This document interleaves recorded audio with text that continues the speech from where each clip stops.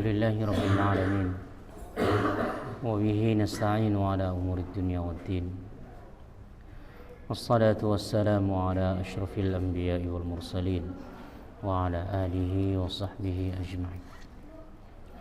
سبحانك لا علم لنا إلا ما علمتنا إنك أنت العليم الحكيم.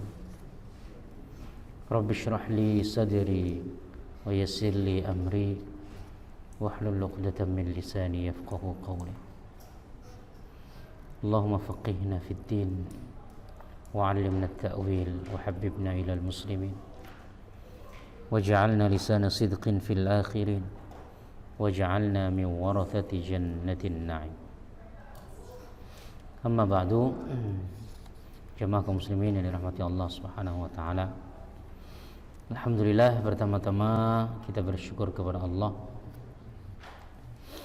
pada kesempatan sore hari ini. Alhamdulillah kita masih dapat dipertemukan kembali, akan melanjutkan lagi kajian kita dari kitab I'lamul Anam Syarh Bulughil Maram min Ahaditsil Ahkam. Kitab ini ditulis oleh Profesor Dr. Nuruddin Itar. Jadi kebiasaan ulama-ulama kita dulu ada istilahnya mensyarah. Mensyarah itu menjelaskan hadis-hadis yang belum ada penjelasannya. Jadi keilmuan dalam Islam ini kan sumbernya dari Allah dan dari Rasulullah. Dari Allah melalui Al-Quran. Al-Quran ini bahasa Arab, dan Al-Quran ini maknanya, lafalnya singkat gitu ya. Sehingga kadang-kadang untuk memahaminya perlu penjelasan gitu. Saya kasih contoh. Hurrimat 'alaikum ummahatukum wa banatukum. Diharamkan bagi kalian ibu-ibu kalian dan anak-anak perempuan kalian. Dari lafal ini antum paham enggak? Hurrimat 'alaikum ummahatukum wa banatukum. Diharamkan bagi kalian ibu-ibu kalian dan anak-anak kalian, anak-anak perempuan kalian. Paham kira-kira? Gak paham? Bahasa Indonesia kan? Jadi orang Indonesia apa orang mana ini? Apa perlu bahasa Bangka? Aduh. Tetapi kan di situ dikatakan diharamkan. Diharamkan ngapain? Diharamkan atas kalian, ibu-ibu kalian dan anak-anak perempuan kalian. Kira-kira diharamkan ngapain? Apa? Menikah. Nah, tahu dari mana? Kan nggak dijelaskan dalam Al-Quran itu. Yang diharamkan adalah menikah. Jadi haramkan bagi kalian, ibu-ibu kalian, anak-anak kalian. Diharamkan menikah, berarti itu tafsiran ya kan? Kenapa nggak ditafsirkan diharamkan menyentuh gitu? Kan nggak ada keterangannya kan? Nah, maka di situ kan butuh penjelasan. Apa sih yang diharamkan? Diharamkan atas kalian, ibu-ibu kalian, anak-anak kalian. Diharamkan ngapain? Apa diharamkan ngelihat? Apa diharamkan menyentuh? Apa diharamkan tadi menikah? Apa diharamkan ngapain? Ya kan gitu. Nah, sehingga yang global itu harus dijelaskan. Nah, ulama-ulama kita membuat penjelasan itu kemudian disebut dengan tafsir. Nah, hadis juga begitu ya. Hadis dari Rasulullah nanti dikumpulkan. Ada hadis yang berkaitan dengan fikih, ada hadis berkaitan dengan akidah, ada hadis berkaitan dengan muamalah, ada hadis berkaitan dengan akhlak, kan kita dibagi-bagi. Nah, ulama-ulama dulu kadang-kadang cuma ngumpulin hadis-hadisnya aja. Tapi penjelasannya ulama setelahnya gitu. Di hadis sebelumnya yang kita bahas itu kan apa? Sesungguhnya air itu suci, tidak bisa dibuat najis oleh benda apapun ya. Berarti air suci tetap suci, nggak bisa berubah kan gitu. Oh ternyata ada keterangan tambahan. Air itu suci, tidak bisa dibuat najis apapun kecuali kalau dikalahkan baunya, rasanya atau warnanya. Artinya dikalahkan oleh sesuatu yang najis tadi. Nah, gitu. Sehingga butuh penjelasan. Maka kalau kita memahami Quran atau hadis sendiri, itu bisa dikatakan ya mungkin lebih dari 80% kita nggak paham. Apalagi kalau tidak memahami bahasa Arab, ya kan? Kadang-kadang kalau kita menemukan hadis saja, teksnya hadis, tidak pusing juga gimana pemahamnya. Sehingga butuh membuka buku-buku penjelasan dari para ulama. Nah, Syekh Nuruddin Itar ini dia mensyarah kitab yang pernah ditulis oleh Imam Ibnu Hajar Al-Asqalani, judulnya Bulughul Maram min Ahaditsil Ahkam. Jadi Ibnu Hajar ini mengumpulkan hadis-hadisnya saja. Hadis tentang hukum air ini, hadis tentang wudu ini, hadis tentang sholat ini, hadis tentang ini, dikumpulin aja, dikumpulin hadis-hadisnya aja, tapi nggak dijelaskan gitu. Nah, sehingga datang ulama setelahnya menjelaskan. Nah, buku yang ada di tangan saya ini sudah bagian dari penjelasan dari kitab hadis-hadis yang dikumpulkan tadi ya. Oke, terakhir kita baca hadis yang ketiga, kembali ketiga penjelasannya di sini. Pokoknya intinya hadis kemarin tentang air ya, air itu bisa berubah najis apa enggak ya.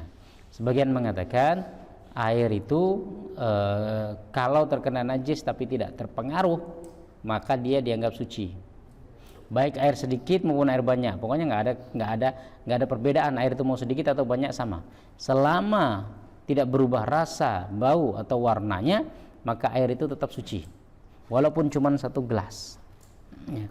1 gelas ini airnya sedikit apa banyak? Sedikit ya kan. Kalau terkena najis tapi tidak mempengaruhi warnanya, baunya atau rasanya, maka air ini tetap suci, bisa dipakai untuk berwudu gitu ya. Mohon maaf semuanya ini kebuka, kemudian ada kotoran cicak masuk, tak gitu kan, bentar, kemudian harus diambil lagi, setelah diminum tetap rasanya. Siapa yang mau minum? Ternyata tetap rasanya, maka dia nggak najis ya. Artinya ya ketika dibau atau dilihat nggak berubah, maka dia tetap suci, dia nggak najis, bisa dipakai berwudu, bisa dipakai untuk membersihkan najis atau mengangkat hadas.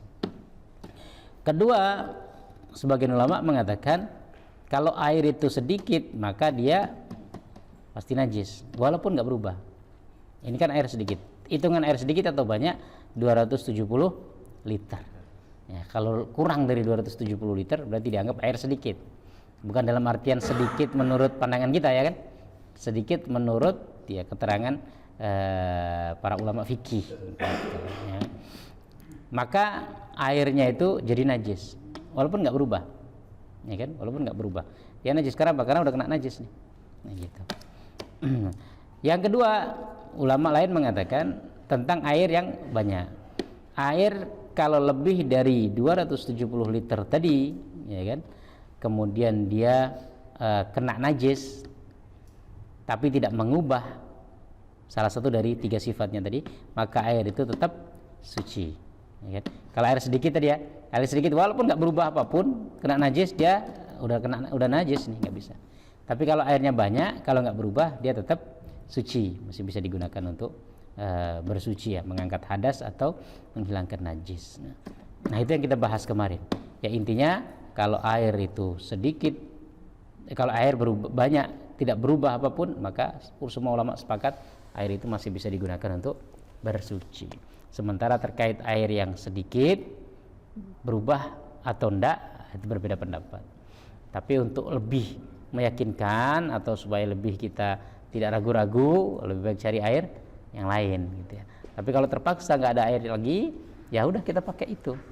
Semuanya nggak ada air lagi ya kan, ada air yang terkena najis tapi tidak berubah rasa, bau maupun warnanya, ya nggak apa-apa, kita pakai itu ya. Karena apa ya tadi, karena itu termasuk bagian dari kedaruratan, dan kita juga bisa mengambil hukum dari beberapa pandangan ulama. Oh, kadang kita pakai pandangan madhab A, kadang kita pakai madhab B, nggak apa-apa. Wah, harus madhab ini terus, Syafi'i terus, nggak harus. Kenapa? Karena kenyataan sekarang itu susah kita untuk mengikat diri pada satu madhab. Susah betul, ya. Kenyataan di lapangan itu susah. Kalau zaman dulu mungkin masih memungkinkan. Zaman sekarang susah karena tadi ya hidup semakin kompleks. Permasalahan hidup kan semakin susah. Orang ketika mau haji atau umroh itu aja udah susah. Ketidakbersentuhan dengan lawan jenis. Padahal dalam mazhab Syafi'i bersentuhan dengan lawan jenis membatalkan wudu. Sehingga kalau batal wudunya berarti nggak boleh tawaf. Kan nggak boleh tawaf. Sementara kalau sudah tawaf kredit gitu ya, lagi ya gimana? Masa batal wudu lagi keluar gitu. Ya kan? Nanti baru balik sentuh lagi, wudu lagi. Repot. Sementara ngikut pandangan yang tidak membatalkan bagi yang bersentuhan lawan jenis itu lebih meringankan gitu. Dan banyak pandangan-pandangan lain yang seperti itu kadang-kadang ya. Bukan pelin-pelan itu, tetapi yang penting kita tadi ya, kita punya alasan. Tapi kalau hanya mengambil yang mudah-mudah gitu, mazhab ini saya ambil yang mudah, mazhab yang lain ngambil yang mudah, mazhab yang lain ngambil yang mudah, ngumpulin aja yang mudah-mudah, gitu ya. Karena kadang-kadang mazhab itu ada yang susah, ada yang mudah gitu. Ya, mazhab A itu dalam sisi tertentu dia mudah, mazhab B dalam sisi tertentu susah. Contoh lagi ya, contoh yang lain. Contoh ya, yang tentang air tadi. Dalam mazhab Imam Malik, air sedikit yang terkena najis dan tidak mengubah maka tetap suci sehingga boleh digunakan untuk berwudu. Jadi air segini kemudian kena tadi ya kotoran cicak kemudian tidak mengubah maka dia tetap suci dalam mazhab Imam Malik, sehingga saya masih boleh berwudu untuk ini. Itu mudah apa susah? Mudah ya? Mudah. Oke, ini mudah ini. Artinya ya saya masih bisa pakai ini. Kalau dalam mazhab Syafi'i kan najis, sehingga harus nyari air lagi kan. Nanti kan susah, belum tentu ada air lagi. Tapi ya dalam mazhab Syafi'i harus nyari air karena dianggap najis. Walaupun tidak berubah karena airnya sedikit. Oke, itu mudah ada di mazhab Malik, kemudian susah di mazhab Syafi'i. Ada kebalikannya. Dalam masalah mengusap rambut ketika antum wudu. Ketika antum wudu ngusap rambut. Dalam mazhab Imam Malik itu harus diusap semua kepala. Jadi kalau mau ngusap kepala dari belakang depan sampai belakang, tarik lagi ke depan. Nah gitu ya. Kemudian baru mazhab siapa tadi? Mazhab Malik. Dalam mazhab Syafi'i minimal terkena 3 helai rambut katanya. Jadi kalau seumpamanya antum nggak harus ngelepas kopiah, ya kan? Nah gini aja. Dalam mazhab Imam Syafi'i sudah sah wudunya. Mana yang lebih ringan? Imam Syafi'i. Nggak harus sampai kepala gitu. Nggak harus sampai kepala kan? Nggak harus ngelepas peci. Kalau mazhab Imam Malik harus lepas peci. Kan nggak mungkin pecinya disiram air, ya kan? Harus ngelepas peci semuanya. Nah, tapi dalam mazhab Imam Malik, Imam Syafi'i nggak harus, sedikit aja, ya kan? Karena sah bagi beliau. Nah ini kan ada kemudahan di mazhab Syafi'i, kesusahan di mazhab Malik. Karena mazhab Malik harus seluruh kepala, mazhab Syafi'i cukup. Sementara tentang air tadi, dalam mazhab Malik kalau sedikit nggak berubah boleh. Kalau dalam mazhab Syafi'i ya harus diganti, harus pakai air lain. Nah kalau orang ngumpulin yang mudah-mudah tuh, jadi ini mudah, ini mudah, lagi dicek mazhab mana yang mudah, ambil lagi kan, maka di situ nggak boleh. Itu namanya tatabu'ur rukhas. Jadi mencari-cari yang mudah, apalagi diikuti dengan tadi hawa nafsunya, karena nggak mau ribet kan. Nah, jadi alasannya itu nggak mau ribet gitu, sehingga ya itu nggak dibolehkan. Tapi kalau ada alasan tertentu, monggo, ya kan? Ada alasan tertentu, maksudnya kayak tadi ya karena susah atau karena berat untuk melakukan itu, ya nggak apa-apa, kita pakai mazhab ini dalam satu waktu. Kadang-kadang di waktu lain kita pakai mazhab ini, ya silakan. Dan semua mazhab itu kadang-kadang begitu. Ada yang mudah, ada yang ringan, ada yang mudah, ada yang ringan. Namanya manusia, ya kan? Dalam satu waktu tertentu itu mudah, dalam satu waktu yang lain kadang-kadang susah. Oke, selanjutnya Kita akan baca hadis lagi yang lain. An Abi Hurairah radhiyallahu anhu qala Rasulullah sallallahu alaihi wasallam. Dari Abu Hurairah radhiyallahu anhu, beliau berkata, Abu Hurairah, Rasulullah sallallahu alaihi wasallam bersabda, la yaghtasil ahadukum fil ma'id daim wa huwa junub. Janganlah salah seorang di antara kalian mandi dalam mandi besar di air yang tergenang wa huwa junub, dan dia dalam keadaan junub. Ya. Antum dengar baik-baik. Janganlah salah seorang di antara kalian mandi di air tergenang, air yang tidak bergerak, dan dia junub. Oke. Hadis diriwayatkan oleh Imam Bukhari dan Imam An-Nasai. Kalau dari hadis ini ada kolam renang semuanya kan? Antum junub, kemudian mandi, nyebur di kolam renang. Kira-kira menurut hadis ini yang antum lakukan benar apa salah? Salah ya? Salah. Kenapa? Air itu tergenang. Air itu nggak ngalir. Tapi kalau seumpamanya di sungai, ini kan? Ya antum junub kemudian mandi, nyebur di sungai. Kira-kira dari hadis ini boleh apa tidak? Boleh, karena airnya ngalir. Oke ya. Nah, kalau air itu banyak, artinya kolam renangnya itu besar gitu, ya kan? Kemudian antum nyebur. Nah, di situ airnya itu bersih atau suci atau tidak? Suci. Ya, ngikut dari hadis sebelumnya tadi. Suci ya, karena banyak. Nah, tapi kenapa kok tidak boleh kita mandi di situ? Padahal airnya suci ya kan? Airnya kan banyak, lebih dari 270 liter gitu. Oke, ya itu kita buka satu masalah dulu. Kita tambah lagi hadis yang lain. Wa anhu, dan dari Abu Hurairah, annahu sami'a Rasulullah sallallahu alaihi wasallam yaqul, bahwasanya ia mendengar Rasulullah sallallahu alaihi wasallam bersabda, la yabulanna ahadukum fil ma'id daim alladzi la yajri thumma yaghtasilu fihi. Kalau tadi kan larangan, pokoknya kalau ada air tergenang antum nggak boleh mandi di situ, gitu ya, nggak boleh mandi di situ, baik air itu suci maupun tidak suci, kan nggak ada keterangan air itu suci, air itu kena najis maupun nggak kena najis, antum nggak boleh mandi di situ selama air itu tergenang. Kalau air ngalir boleh, gitu, karena larangannya di air yang tergenang, air yang tidak bergerak. Nah, hadis yang kedua, janganlah salah seorang di antara kalian kencing di air yang tergenang, airnya tidak mengalir, kemudian dia mandi di dalamnya. Oke ya? Janganlah salah seorang di antara kalian kencing di air yang tergenang, kemudian mandi di dalamnya. Ada nggak perbedaan redaksi dari hadis ini dengan hadis yang sebelumnya kita baca?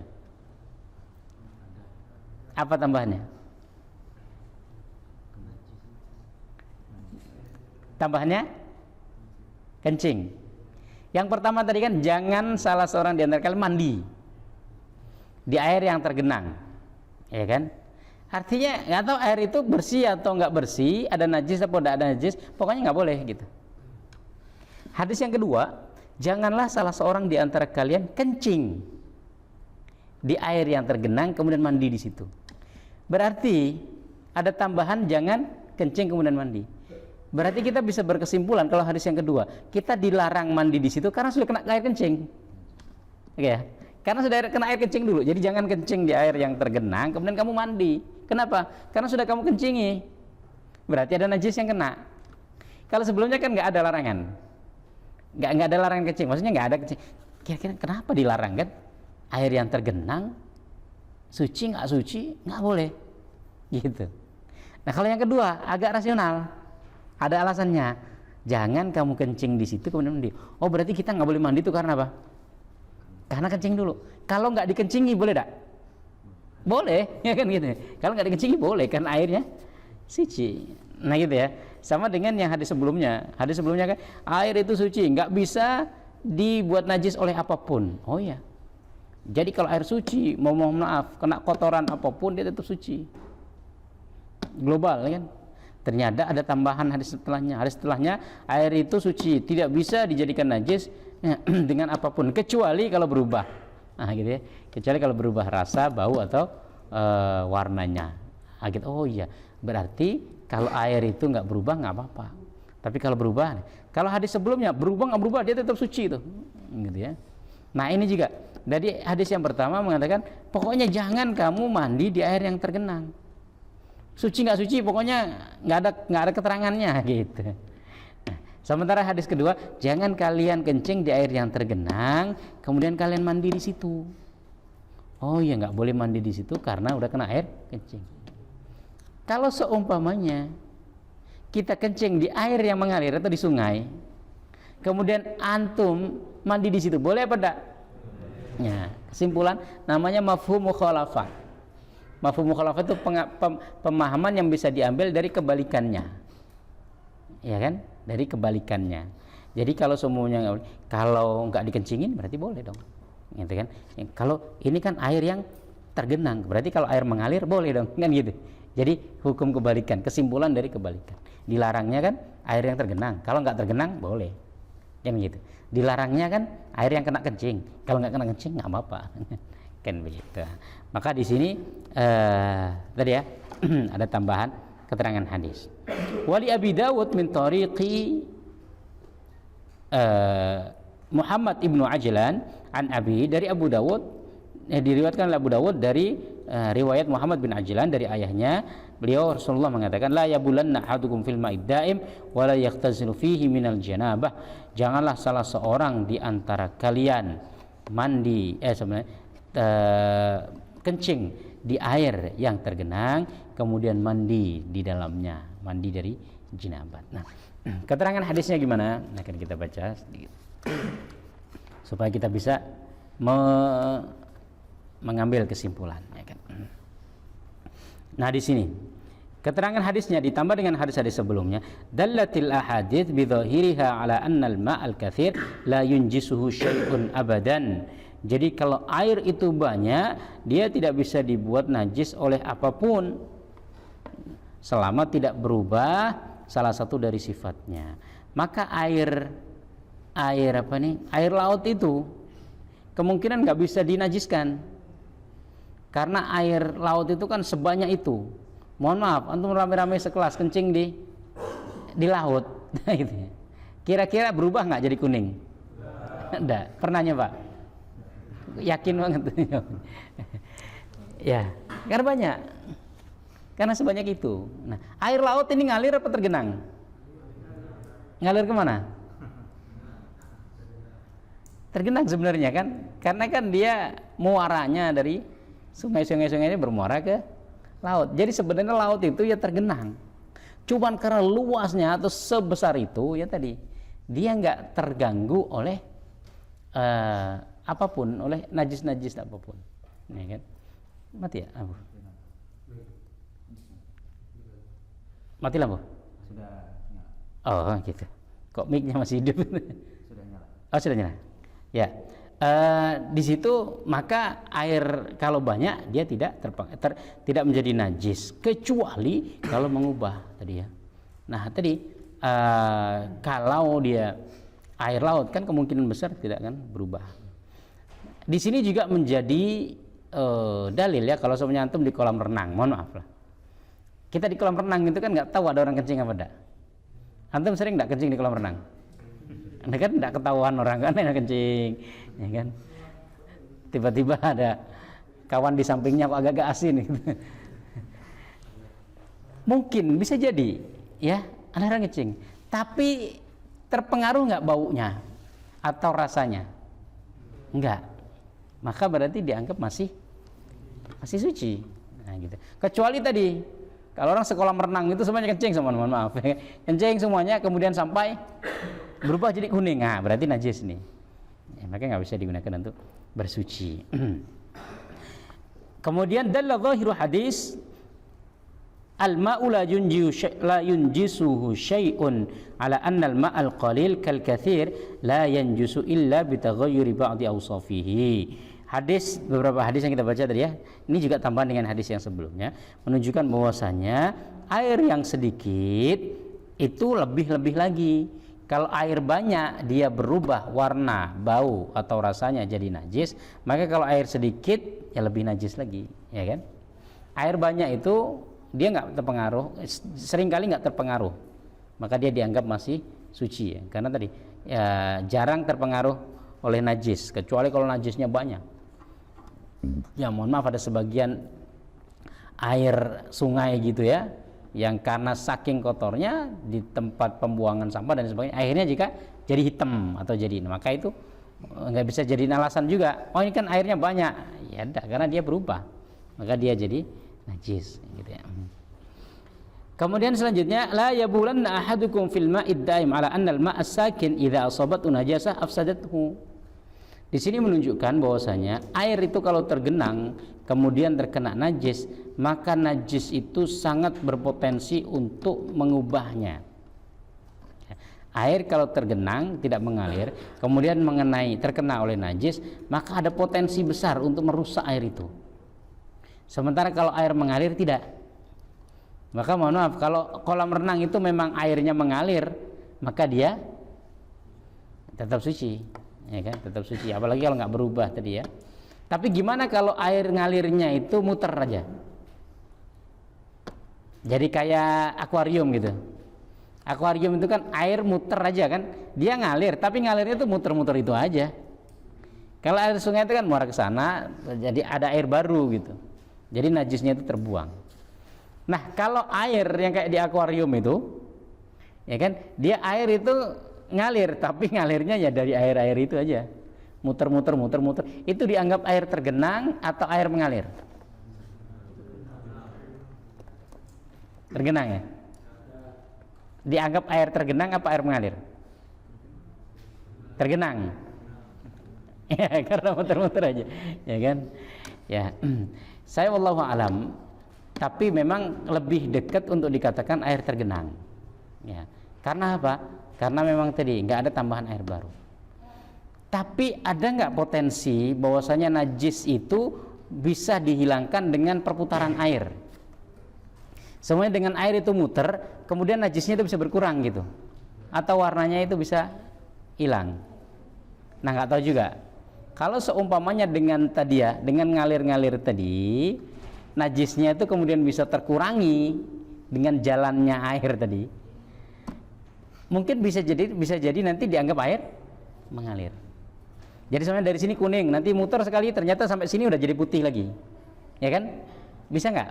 Bisa jadi, tapi kan nggak tahu juga, karena itu butuh eksperimen gitu ya, dengan perputaran air. Karena seperti najis itu kan bisa dihilangkan dengan dengan pengeringan. Jadi suatu bau itu kan bisa hilang dengan pengeringan, ya. Kadang-kadang bau lembab atau apa, kemudian dia dijemur kan jadi nggak lembab. Artinya najis itu bisa terhilangkan dengan pengairan itu. Nah, apakah dengan pemanasan. Nah, apakah dengan pemutaran, walaupun airnya tetap air itu, apakah dengan pemutaran itu kemudian bisa menghilangkan najisnya atau mengurangi kadar najisnya? Butuh eksperimen. Kalau seumpamanya bisa, maka nanti hukumnya bisa dianggap sebagai hukum air mengalir. Karena air mengalir itu kenapa sih beda dengan air tergenang? Karena tadi najis itu bisa terhilangkan dengan air baru, gitu ya. Nah, wallahu alam nanti, tapi untuk sementara ya kita lebih dekat kepada pemahaman bahwasannya air itu lebih dekat sebagai air tergenang, ya kan, karena airnya nggak nambah, air itu aja. Kemudian selanjutnya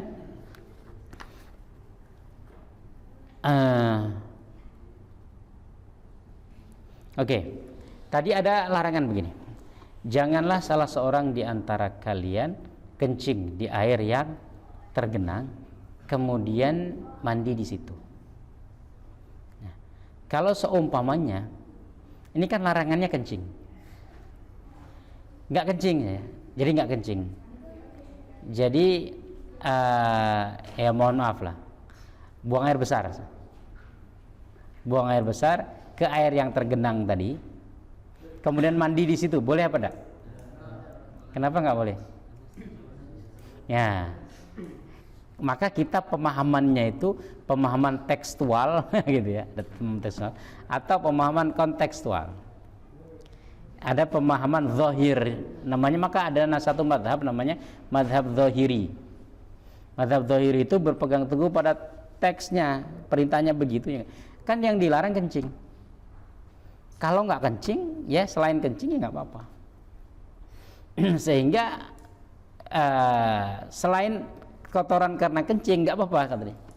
Selama tidak mengubah tadi, mengubah bau, mengubah warna dan lain sebagainya.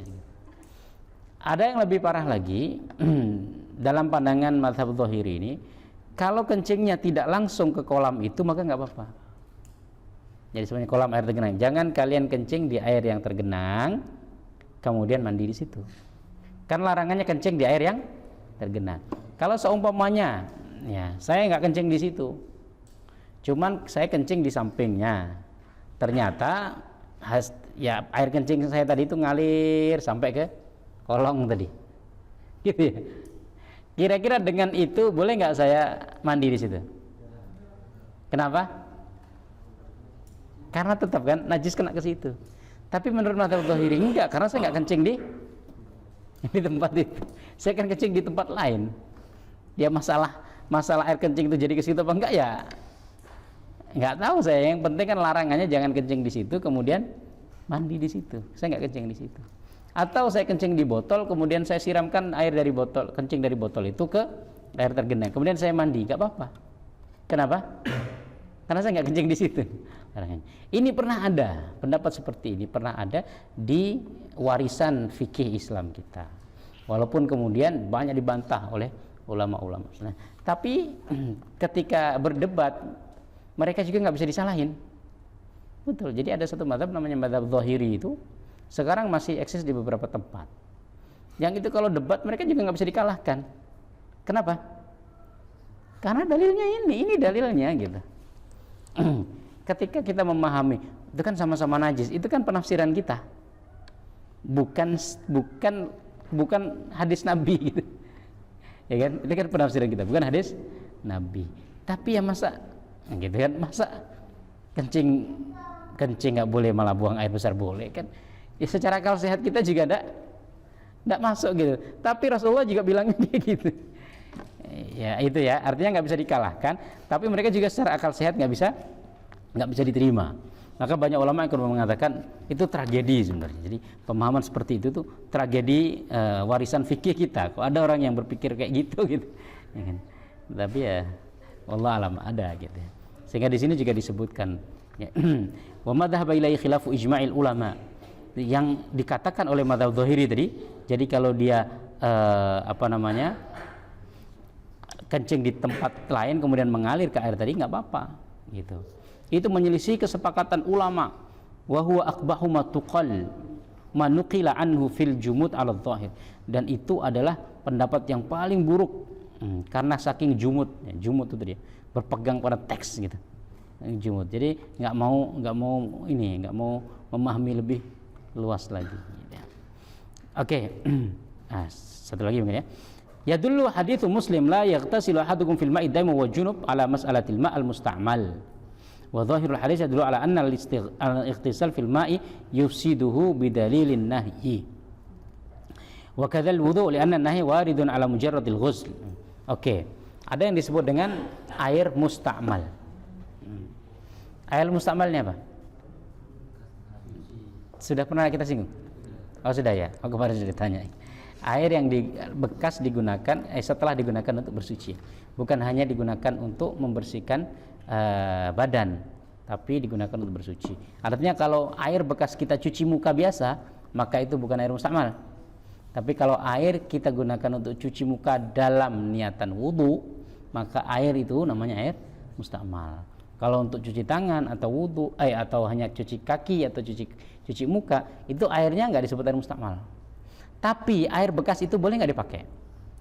Air bekas bukan air musta'mal ya. Air bekas saya cuci muka nih, cuci muka bukan untuk wudu. Cuci muka kemudian bekas cuci muka tadi saya tampung, ya kan?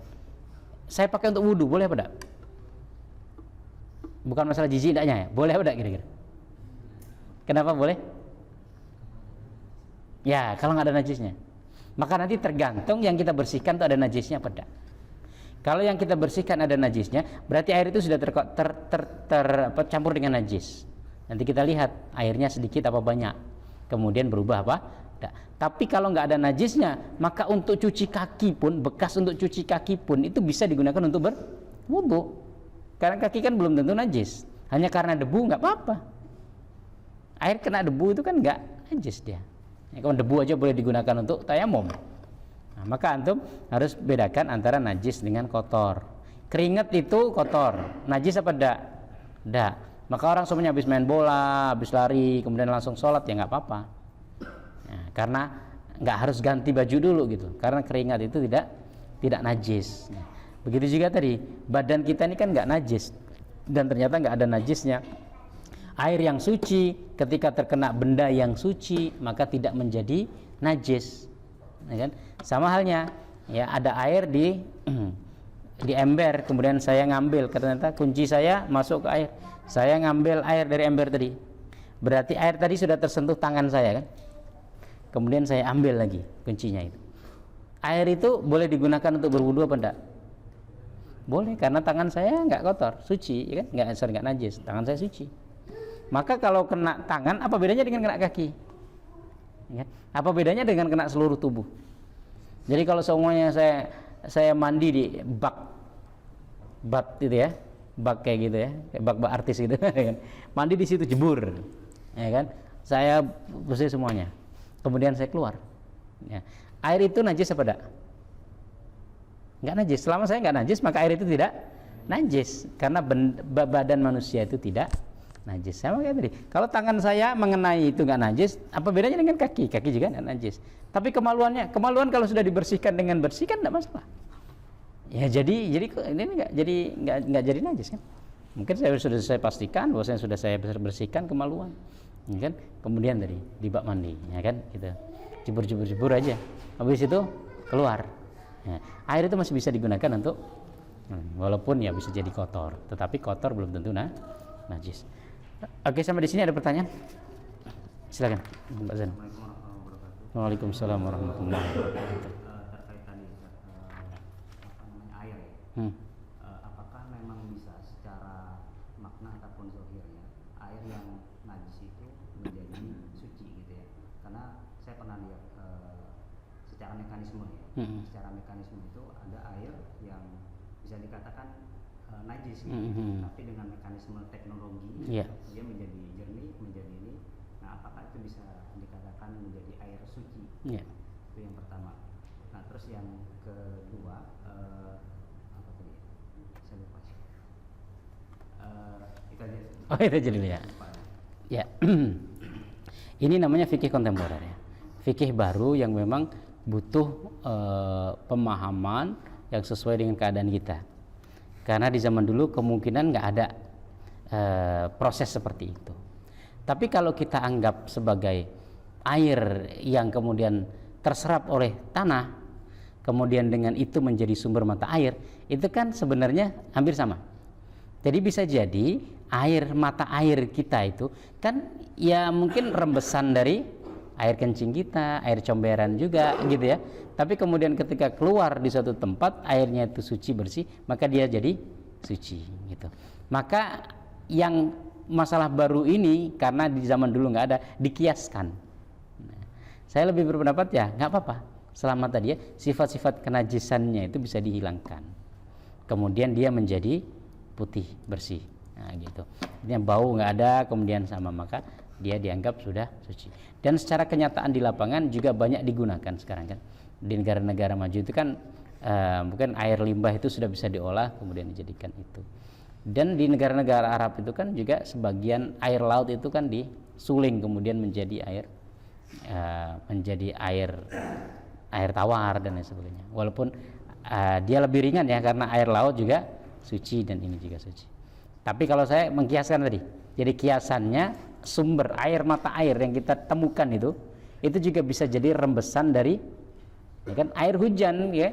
mengenai air hujan kan ya bisa jadi mengenai najis, mengenai ini, kemudian merembes ke tanah, kemudian di tanah itu mengalami penyaringan istilahnya kan. Setelah keluar menjadi mata air, dia jadi suci. Allah alam mungkin gitu. Tetapi masih ada satu ukuran lah, namanya ya akhlak, apa namanya ya, etika lah atau perasaan. Karena di Jepang itu katanya kan sudah bisa menjadikan feses itu, kotoran itu menjadi makanan dengan dihilangkan tadi ya sifat-sifat kenajisannya, kemudian dia jadi bersih, jadi suci lah istilahnya. Kemudian dijadikan sebagai tepung itu kemudian dipakai untuk antum bikin bakwan sebenarnya kan, itu sagu ya, atau antum bikin apa, bikin donat, mau nggak makan itu kira-kira? Ya, kalau dikiaskan kan bisa jadi ya. Cuman tadi secara akal sehat dan perasaan kita ini masih bisa nimbang, maka hukum internasional masih nggak membolehkan itu. Walaupun secara teknologi sudah bisa mengubah air, bahkan air kencing bisa jadi ya, air kencing itu bisa diubah menjadi air minum. Tapi tadi secara akal sehat dan perasaan kita tuh masih nggak nerima gitu. Atau kotoran manusia itu bisa diolah menjadi tepung, kemudian tepung jadi makanan. Nah gitu. Itulah wallahu a'lam. Tapi kalau hanya sekedar tadi air limbah yang itu kemudian diproses hanya untuk berwudu atau dan lain sebagainya, masih lebih ringan, Oke, ada yang lain? Masih ada pertanyaan? Tidak ada, senyum-senyum ini paham atau tidak paham? Oke, tidak apa-apa, kita cukupkan karena sudah jam 4 juga. Mudah-mudahan ada manfaatnya. Qul qouli hadza wa astaghfirullahaladzim li wa lakum. Wassalamualaikum warahmatullahi wabarakatuh.